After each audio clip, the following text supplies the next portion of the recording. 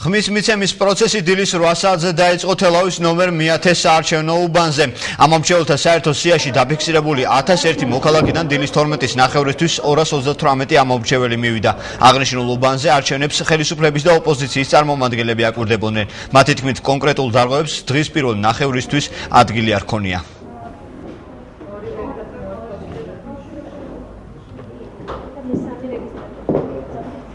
ამ დროისათვის უკვე მიიღო ამომრჩევლების 238 წარმომადგენელმა მონაწილეობა, გამოხატა თავისი კეთილი ნება, ფარულად, კონფიდენციალური იყო მათი ხმის მიცემა, სიმშვიდეა უბანზე, ხალხი კარგი განწყობით მოდის, ყველანაირად ვცდილობთ კანონის ფარგლებში ჩარჯდით, არანაირ ექსცესს და დარღვევას აქ ადგილი არ ქონია.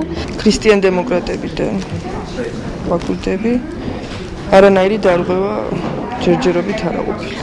დილიდან აქ არანაირი დარღვევა არ არის, ვაკვირდებით ყველაფერს.